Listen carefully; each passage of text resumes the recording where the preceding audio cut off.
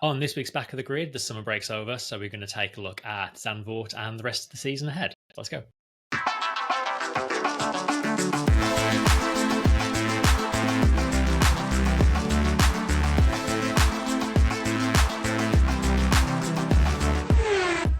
Hello, everyone. Welcome to Back of the Grid. I'm your host this week, Chris, joined as always by Tom. Hello. How's it going? Good. It's been a quiet week this week, hasn't it, for a change? Other than the thing we were talking about pre-podcast with Kyle Larson trying to call out Max Verstappen. So they're even bored in NASCAR. That's how boring it's been this week. It has been a very quiet one. So obviously it is the last. Well, it is race week, isn't it? We can do the meme thing and say it's race week. Race a week. So, as well as a look ahead to Zandvoort, we're going to sort of just generally talk about the rest of the season to come. Which actually not that much of it left now. Like the summer break is kind of later than usual. There are, I mean, there's 10 races to go.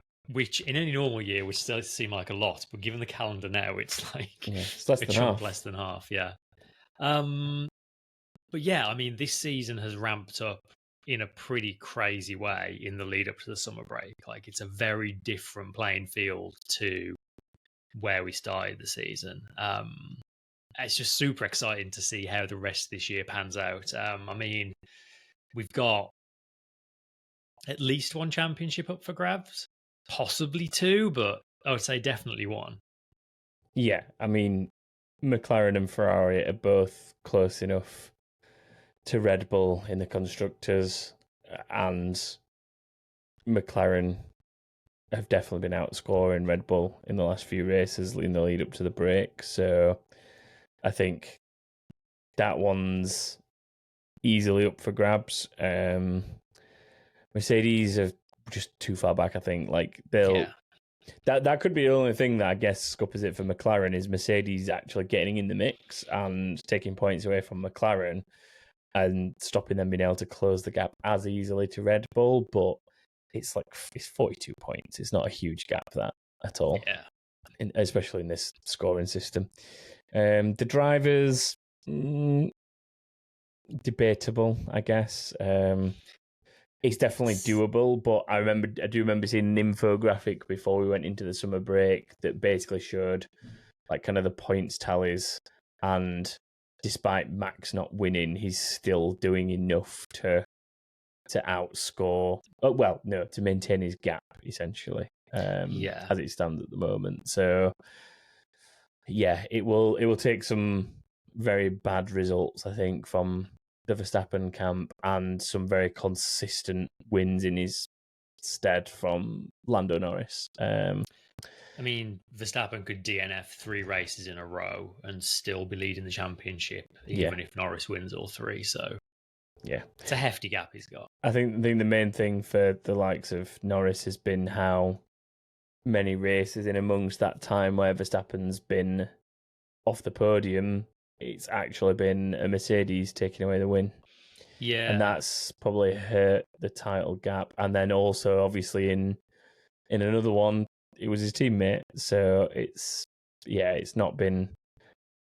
Although it's been a bad time for Verstappen, which has played into Norris's hands, he's not really being able to close the gap that much because of the fact that other people have been the ones winning the races. Like don't get me wrong, he's had 3 podiums in the last 5 races, I think it was. But even still, like, Verstappen's had 2 podiums in amongst that as well. Yeah. So, and one of them was a win. So, yeah, it's doable, but I think it's very long odds at the minute. I'd be interested to see actual odds on somebody other than Verstappen, just anyone other than Verstappen winning the title. That'd be pretty long. They'd be pretty long odds. So, yeah. But yes, certainly in terms of the constructors, like the field's closed up so much. I mean, we're verging on saying McLaren's the fastest car, I think, at least on the evidence of the last few races. Mercedes still way up in there. We do have this sudden rule change that we discussed a couple of weeks ago, which takes effect from this weekend. There has been some speculation in the last week or so that this is what has been hurting Red Bull since Miami, but the ruling on this is only coming into effect now. So I find it very hard to believe any teams would have complied with this rule before they absolutely had to, even if the FIA had told them what you were doing is illegal and we are going to clamp down on it. So I don't think any of the change you've seen so far can necessarily be put down to this, but for anyone who didn't listen a couple of weeks ago, this is a tweak to the rules around the braking system, which basically it's explicitly outlawing any system that allows a difference in brake force side by side on an axle. So obviously they can change brake balance forward and back, but they can't adjust it side by side. There's actually an interesting series of tweets by Scarbs, who, if you don't follow Scarbs, you absolutely should. He does some really interesting technical stuff. And his speculation was that it would a system like this would probably be kind of inertia, sort of G-force related. So if you kind of imagine a T-shaped valve, one goes off to the right rear, one goes off to the left rear. As, let's say, a car is turning to the right, inertia will be pushing weight to the left, and that will push this valve further to the left, which will allow more brake pressure to go to the right tyre to give a braking advantage on the inside to help with cornering. It's interesting because a lot of the Red Bull, particularly Verstappen's complaints this season, have been around braking performance and sort of turning, which a system like this would help a lot with. So if it is Red Bull using this, then those problems might be about to get a lot worse. But it'll be interesting to see if any teams are noticeably affected by this. Or it is something like the rumour mill has circulated that's why there's been a bit of a drop-off for Red Bull, because they've potentially been instructed to take it off or something in advance of the actual official rule change, and maybe it is something that, I mean, it is all pure conjecture and speculation, but generally speaking, his braking complaints started from Monaco onwards, and that was like the first race of the season that they also weren't competitive. So I know we've had like dealings around rules going on behind the scenes in the past, like look up Ferrari's oil burning if you're not familiar with that story. But I find it hard to believe that if Red Bull were using this, they would voluntarily stop using it as soon as people sort of discovered it. Like, it is now explicitly outlawed. Unless the FIA did just tell them, you can't use this, we're going to tweak the rules. I don't know. It's possible. As Sarah in the chat has just said, I think Verstappen's brake problems in Australia, sort of, a lot of people are speculating might be the trigger for this, because that was obviously a brake caliper problem on just one of the rears, not both. But yeah, it's all speculation. Yeah. But yeah, I'm just so fascinated to see what the running order is going to be like for the rest of the season now. I get the feeling it's probably not going to change too much. I honestly suspect that if anybody was using it, they've probably already taken it off, which would, to me, indicate it's either Ferrari or it's Red Bull. And they've already been told to take it off, and that's kind of why they are where they are. Yeah. And it's just a rule that's been put in that to stop other teams continuing to develop anything to kind of bring it in, I guess. Because obviously with Mercedes and DAS a few years ago, at that point they said, you can have it the rest of this year, we're going to outlaw it for next year. Yeah. So it is possible they're just doing that mid-season now. I suppose it depends on what the system is as well. If it is something that's fairly easy to remove and just continue with the car as normal without, then it's probably a lot easier for them to say it will be removed from now and it's outlawed for anyone else, because they've changed the wording of the rule, the regulation that allowed for the loophole. Because I think the interesting bit of it is the fact that it's not in theory, if everything that Scarbs was reporting is even close to accurate, it's not like a mechanical system as such. It's like a, I don't even know. It's kind of like the flexi front wings, isn't it? It's like, yeah, it's a passive thing. It's a not passive like the driver's thing that controlling happens. it. Yeah, and or like I can't think of another good example. Actually, I was trying to think of another, but that's probably the best thing I can think of is the flexible wings, where they were designed to flex in a certain way that at those points of very high pressure causing the flex, you then had an added benefit of them, didn't you? So, and that's, of course, if it even does physically exist in anything. Like, it true. still could be the case where a team has gone to the FIA and said, we've developed this, we think it's legal. What say you, before we put it on the car and get disqualified potentially? Yeah. So, yeah. I wonder what happens with that cost-wise, in the sense of the time and money spent to develop that, and then it's rejected and the rules are changed. Does that count towards your budget of I think so. development? I think the answer is or tough. does it not, because it's not got on the car?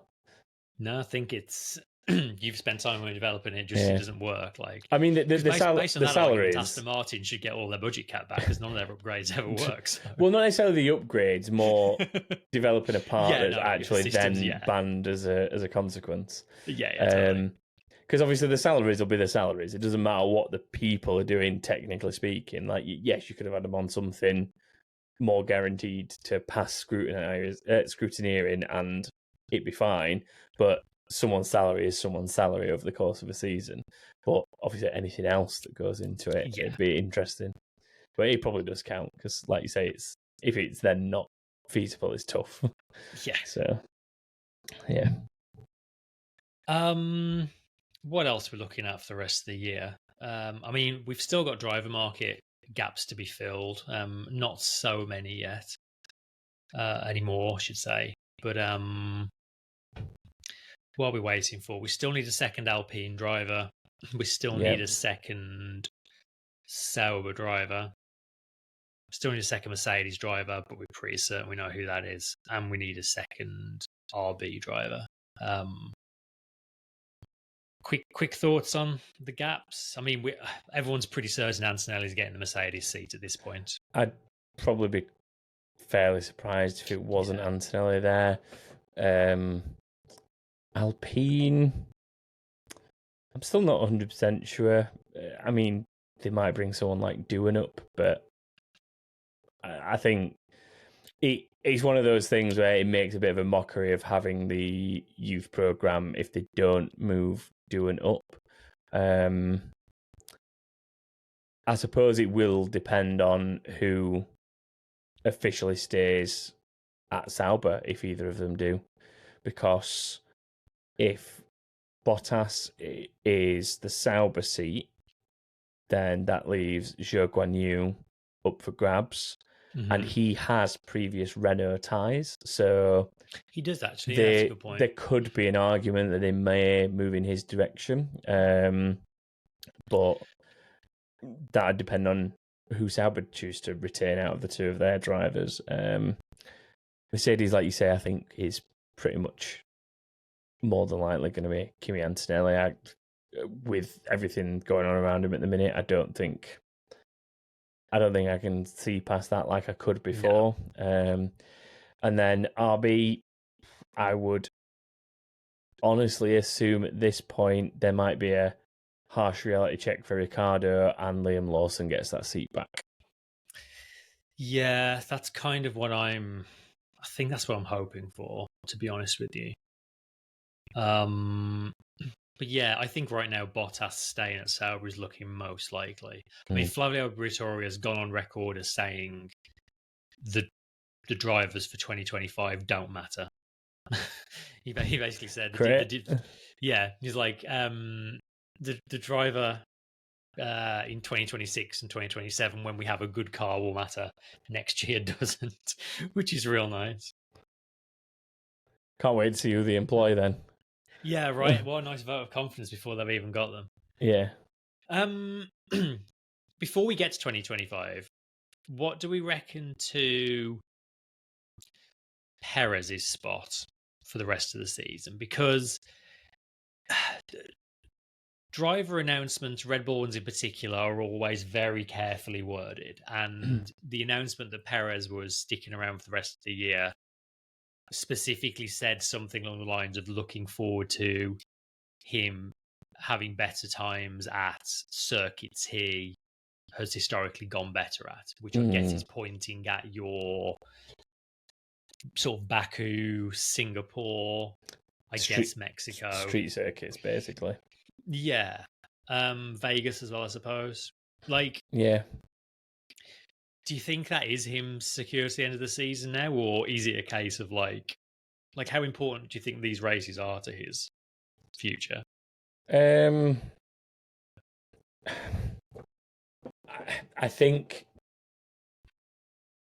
I genuinely think that the only threat to his seat at the moment is if Red Bull want to go back to something they know in Daniel Ricciardo, but I can't see it at the minute. I think he's not done enough in the other team to maybe warrant Red Bull taking the punt on it, despite how much they like his personality, despite how much sort of brand recognition he's got and all that kind of stuff. I think it's possibly just it's not worth the hassle. The only thing I could see potentially is Perez maybe feeling insecure about that seat and going sniffing at places like Alpine or somewhere like that, and trying to get back in something that's a bit of a midfield seat that has the potential to grow in something better that he can maybe get the best out of, rather than what's happening at Red Bull at the minute. And then that would kind of leave the door open just to naturally progress someone like Danny Rick into the Red Bull or something like that. But I don't think the results between now and the end of the season specifically will have any impact on that. I think it's whether Red Bull decide that Danny Ricciardo is worth more to them in the car than Perez. I think Perez could win a race or two in the back end of the season and potentially still lose his seat at the end and then cancel the contract deal. Yeah. I wouldn't be surprised. I almost feel like the Constructors' Championship positions are going to play a part in Perez's future, because if Red Bull don't win the Constructors this year, that is going to be squarely at his feet. Like, Verstappen's already done more than his fair share of winning that title. If they don't get it, like, that is pretty damning evidence for his side of the garage. Like, I do think he's going to be there to the end of the year now. It seems too late in the season now to start chopping and changing, but yeah. And he's, you go back to what you're saying about him sniffing around other teams. He's in a tricky position now because this year's driver market's been so crazy. If we do get to the end of the season and they decide to drop him, he's done. Like, he's gone. There's nowhere left for him to go, unless he's sort of, is a team like Alpine going to agree to, oh yeah, we'll sign you if Red Bull do drop you, but if they don't, then you can stay there and we'll have a plan B. Like, no team's going to agree to a deal like that. No, but we all know what these contracts are like in terms of releases and ways out of them and stuff like that. I think there will be something that says he can leave. And to be fair, I don't think Red Bull will be bothered. If he turned around to them and said, I've been offered a deal with Alpine from 2025 and I want to take it, like, I'd like to be released from my contract. Can you really imagine Red Bull going, no, you are contracted here, like, you cannot leave? I'd very much doubt that. The other way around, though. Yeah, it's like a them. Okay with him staying. Then again, I think it'd be more like, this is a nice, easy PR way to say, off you pop. It's not Red Bull cutting another driver. Yeah. It's the driver leaving, they don't have to be the bad guy. Not that they probably care anyway, but no. It just makes our life easier, and as well, if obviously any of the clauses that have been debated around Perez's actual contract, if any of those if those aren't actually accurate, and there isn't an easy way as of now for them to actually just cut ties. This whole thing about falling so many points behind Verstappen and so on. Even if those things don't exist, but another team was actually willing to offer him a seat out of what's there and he wanted to take it, it doesn't matter because, again, it's an easy way for them to go, yep, off you pop, we'll release you. So I'm not saying I don't think it's likely that Alpine will offer Sergio Perez a seat and him find himself there, but I genuinely, if that news broke, I genuinely wouldn't be surprised either. It also doesn't sound like Alpine are in any kind of a rush to name a driver based on what Florian said. So maybe there will be space on the grid for him. This is the thing, isn't it? Apparently, the drivers don't count for next season, so just hire anyone. Sit and wait. Any other thoughts or expectations or predictions or things for the rest of the season that you're looking for? I predict that Piastri will spend at least some of the back end of the season ahead of Norris in the championship.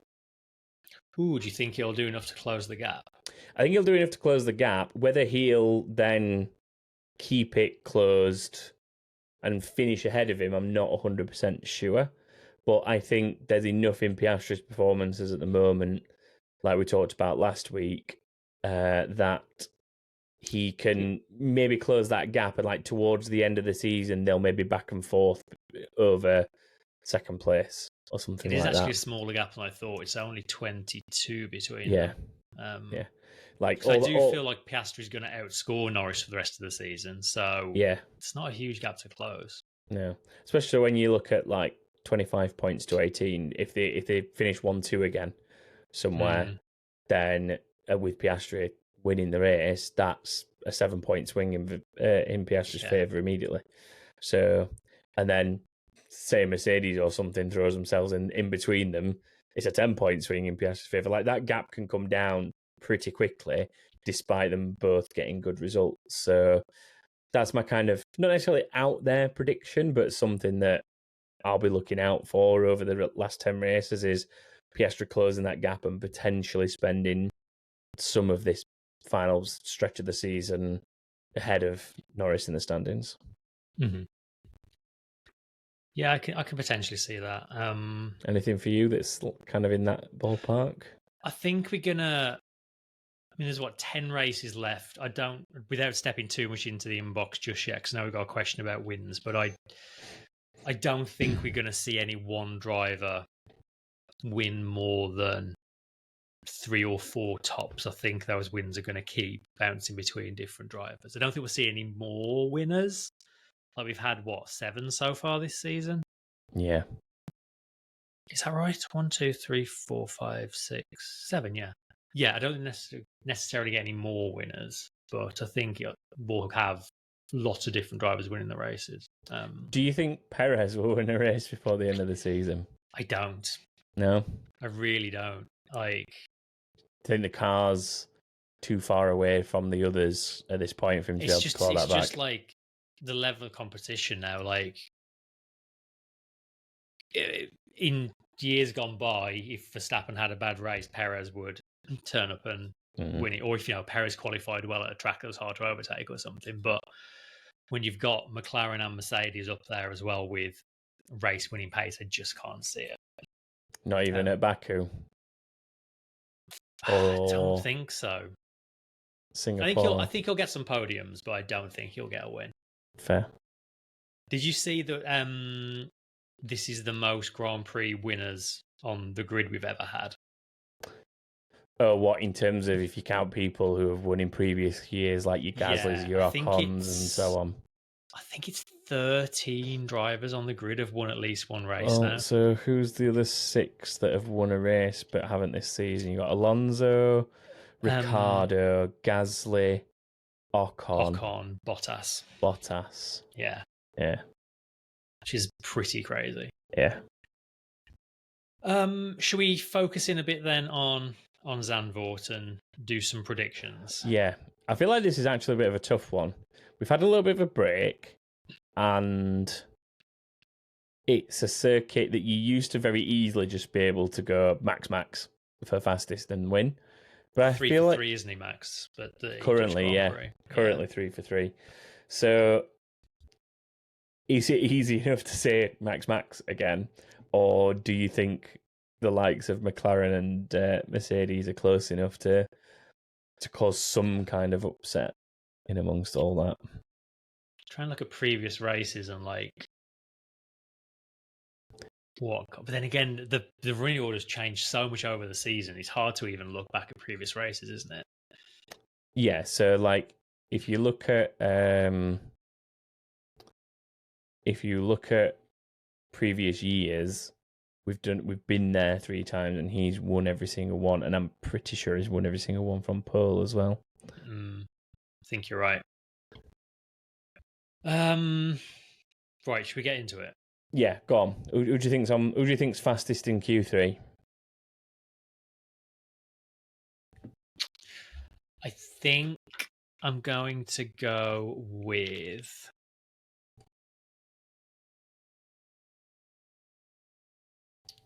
I think I'm going to go with Piastri. Okay. I'm going to go with the other orange car and say Norris. Oh, no. And for the win, I'm going to do a flip, and I'm going to say Piastri will win the race. Interesting. Because Norris has had much better qualifying results than Piastri, and then thrown it away to some degree. And I mean, if you've got Norris starting on the front row, there's no way he's winning the race. Yeah, well, there you go. So that's where I'm going. I think I'm going to still go for a Verstappen win. I think he's going to pull it off. What about first DNF? First DNF has to be someone like... I mean, they've been quite high finish numbers, actually, in recent races. Yeah, I mean, for last year's context, you'd got 3 retirements, which were Zhou Guanyu, Charles Leclerc, and Logan Sargent last year. I'm going to go for Ocon, I think. Ocon? Old Esteban.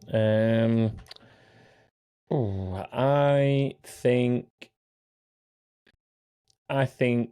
Was it last year? No. Where was it last year that it was here, everyone kept smashing it into the wall, wasn't it?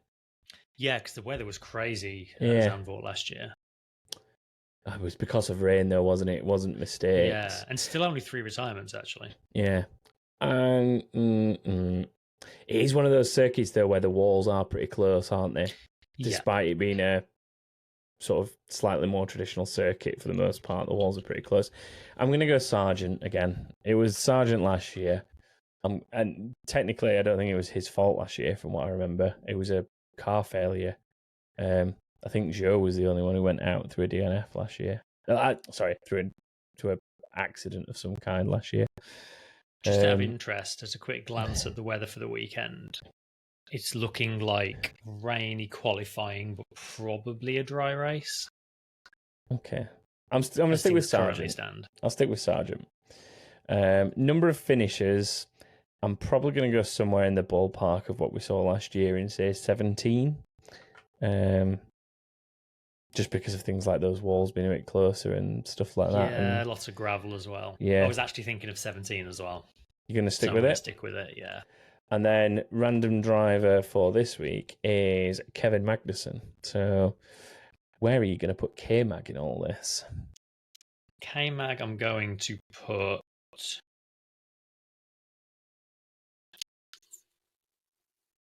13th. Oh, that's where I was going to go. That's like the average of your last 3 or 4 finishes, probably. I'll go one slightly better and say 12th. I'll just put a tiny bit of optimism on it so we're not completely the same there.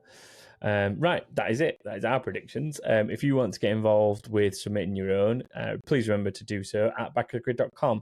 It's always worth doing because if you get all 5 of those right that we've just been through in any race weekend, you can win a prize. So, yeah, please head to backofthegrid.com and get involved there. There's also links there to join our fantasy leagues. So you can join our official F1 fantasy league and our Grid Rival fantasy league, which is something you can join partway through the season because it just brings your points over as far as I'm aware. So even at this point, still worth doing. Right. Should we do a little bit of inbox to see us out this week? Let's a little bit of inbox. Keep me saying now. But stay out. Box. Hey, man. We've got 2 questions from Sarah, actually. So we'll do the first one very briefly, and the second one is more interesting to dive into a bit deeper, I think. So, Fair. First of all, which driver do you think will be the one with the most wins during the last 10 races of the season? I think, unfortunately for all of us, probably still Max Verstappen. I don't know why. I just feel like he's a man who can eke a win out of something that's maybe not there, a bit like Hamilton's done in the past. Yeah. And we all know how good he is in quali. And there's going to be a few circuits in this run of 10 that, you know, quali's almost as important as your, as anything, because it's like a huge part of it, especially tracks like Singapore and Azerbaijan a little bit to a degree. I mean, even Brazil, Brazil's not a very easy place. Not saying it's impossible to overtake, but it's a circuit that's narrower than some and has less overtaking opportunities because of the nature of some of the corners. So, yeah, I think it's a good run. And Zandvoort itself, although I'm not putting him down as a prediction for it, what you're saying about him being able to just eke the best out of it there, it's kind of like when you see the Brit drivers at Silverstone and the Spanish drivers in Catalonia, that little bit of that home advantage is always something to be factored in. So yeah, I think unfortunately it will probably still be Max. I think I agree. I think it will be Max, but quite possibly tied with one of the McLarens. Maybe like 3 apiece. Yeah, Max will get 3, Piastri or Norris will get 3, and the rest will pick up the others, I think is likely. Yeah. And then the second question from Sarah is, the perfect wingman would probably do a better job than Perez. So which side is the one saying no to that solution? Bottas or Red Bull Racing? Which is not something I've really considered as an option before, but I think Bottas would actually make a pretty good foil to Verstappen at that team. Yeah, I mean, he always ultimately did the team thing, didn't he? At Mercedes when he was teammates with Hamilton. So might not always be given up as quickly as they want it to, but generally speaking, he'd get told to do something and do it. I mean, you only have to remember the memes of Valtteri, it's James. And that just says it all, doesn't it? The fact that became the meme it did shows how often he was asked to do something and how often he then also just played the team game. I'm pretty sure Bottas would jump at that opportunity. I just don't think Red Bull would want that. Perez is the exception when it comes to Red Bull racing drivers, in that he's an outside signing. He's not someone they've brought up through the junior program. And, given how many drivers Red Bull have got queuing up, I think they want to stick down that route, even if it is giving one of their older drivers a seat again. I think they want to keep it in the family sort of thing. But I think it would work, honestly. Like you say, Bottas can play that sort of second fiddle role. He's pretty, what you see is what you get. He's not really one for much drama. He just gets on with his job. We know he's quick. Yeah, it'd be really interesting, but I don't think it's ever going to happen. Yeah, don't think it'll happen. Wes says, hey man, now that we know who is at the top and who shouldn't be here, Which driver or team do you think will be the big surprise coming out of the summer break, or biggest disappointment, or both? Surprise and disappointment.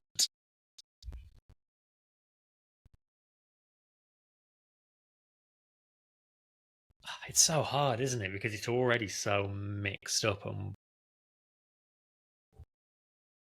I think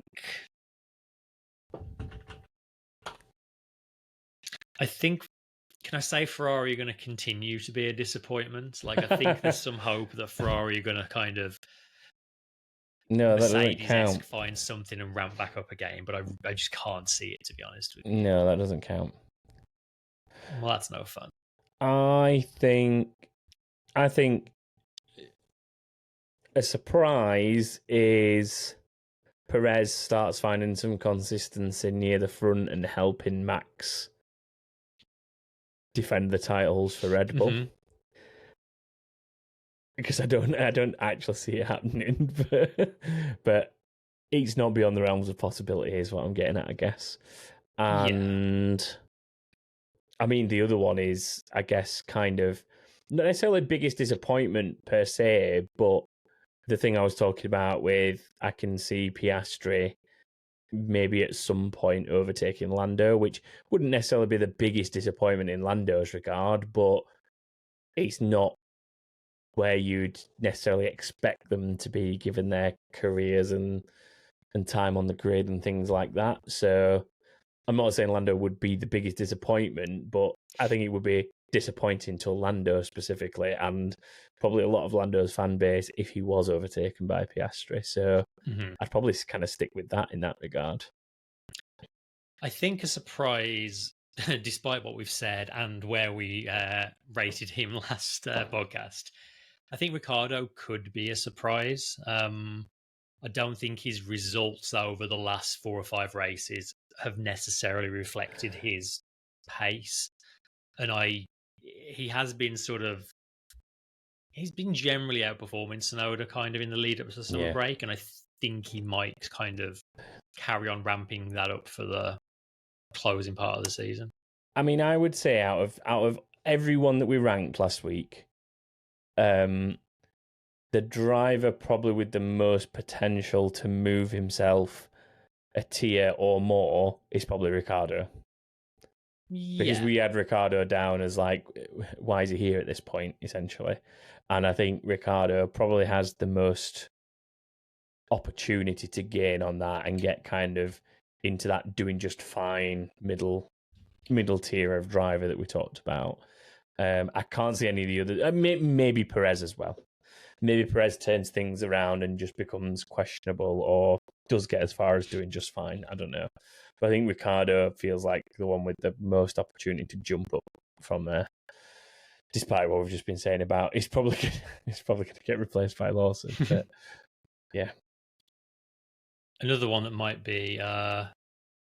count as a surprise I see happening is that Vegas will have a whole lot less just shenanigans going on around it, a lot less build up, a lot less drama, and actually end up being a banger of a race.